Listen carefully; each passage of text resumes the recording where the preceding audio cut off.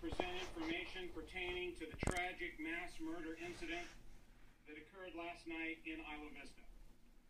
This was a chaotic, rapidly unfolding, and convoluted incident that involved multiple crime scenes. Investigators from the Santa Barbara County Sheriff's Office and from allied agencies have been processing evidence and investigating this occurrence throughout the evening and up until the present time. Additional information has now been received that will clarify and in some cases correct some information that was preliminarily conveyed at our first press conference. I'd like to start by confirming the identity of the suspect in this case.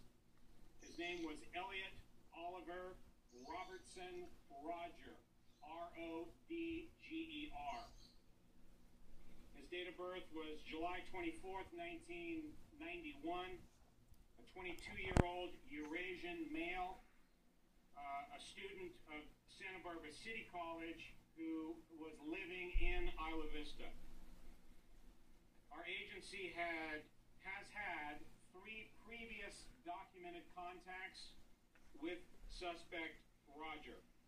The first of those occurred in July the 21st of 2013, when the suspect was contacted at the hospital where he was being treated for injuries and claimed to be the victim of an assault. A UC Police Department officer assigned to the Isla Vista Foot Patrol documented that incident, but received information that the informant, Mr. Roger, may have actually been the aggressor in that incident. That case was suspended pending any additional leads. The second incident occurred on January the 15th of 2014,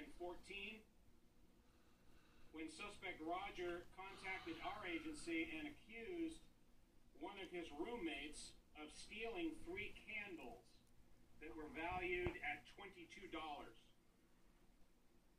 Roger made a citizen arrest of the roommate on a charge of 488 of the Penal Code, which is petty theft.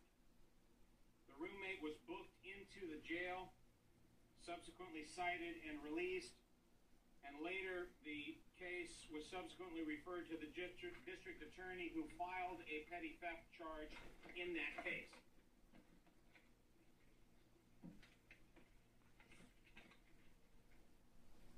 The third incident occurred April the 30th of 2014, when sheriff's deputies contacted the suspect at his residence following a request to check on his welfare. That request had originated from a family member. The deputies contacted the suspect at the time, found him to be polite and courteous.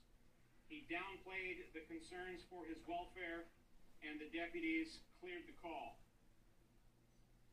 I want to now go into a chronology of the events that occurred last night.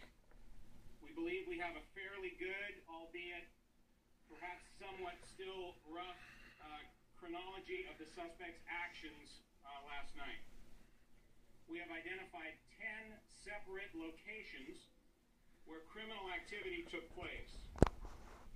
In several of those locations, there are actually more than one specific crime scene. But I'm going to go through these locations, refer to them as 1 through 10. You've received a sheet that has a map of Isla Vista with the numerals on that sheet to give you an idea of where the incident, or how the incident unfolded and where what I'm about to tell you occurred. Location number 1, it appears as though suspect Roger murdered 3 victims within his residence in the 6500 block of Seville Road prior to the shooting rampage that took place last night. The 3 male victims appear to have been repeatedly stabbed. We are still processing that crime scene, and we are still in the process of positively identifying the victims and notifying their next of kin, so I will not have their identities for you at this time. The second location was the beginning of last night's rampage. And that was at the Alpha Phi sorority in the 800 block of Embarcadero del Norte. Several members of this sorority reported hearing loud and aggressive knocking at the front door, which lasted for 1 to 2 minutes. Fortunately, no one opened the door, and shortly afterwards, witnesses reported seeing 3 young women who were standing outside in the vicinity shot by the suspect from across the street. The victims' names, 2 of those victims were fatally wounded, and one, thankfully, is still alive. The 2 victims who were killed were Catherine Breanne Cooper, a 22-year-old, and Veronica Elizabeth Weiss, a 19-year-old. Both of these young ladies were UCSB students. Those were the 2 who were killed, and the 3rd victim, who is still alive, suffered multiple gunshot wounds. After shooting those victims, the suspect then traveled to location number 3, a nearby delicatessen that's located on Pardal Road. He exited his vehicle, he entered the delicatessen, and he shot and killed 20-year-old Christopher Ross Michael Martinez. That's a double-barreled hyphenated name, Michael Martinez. Mr. Michael Martinez was also a UCSB student. Isla Vista Foot Patrol deputies heard the shooting and responded to investigate the incident. As they arrived at the scene, they witnessed the suspect, who at that time was unknown, fleeing eastbound in his suspect vehicle, a black BMW.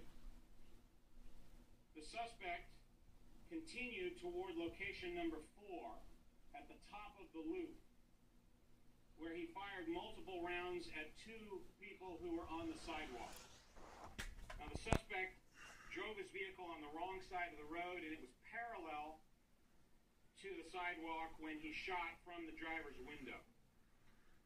The suspect continued forward, and he turned southbound onto El Embarcadero, then turned eastbound onto Del Playa to location number 5, where he brandished a handgun at a female victim. The suspect fired additional rounds, turned his vehicle around, and started to travel westbound on Del Playa.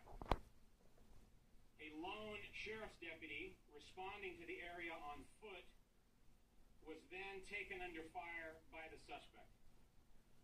The sheriff's deputy returned fire, and the suspect drove off westbound on Del Playa. He traveled to location number 6 in the 6600 block of Del Playa, where he struck and injured a bicyclist with his vehicle. The suspect then continued west to Camino del Sur, and he turned northbound onto that road.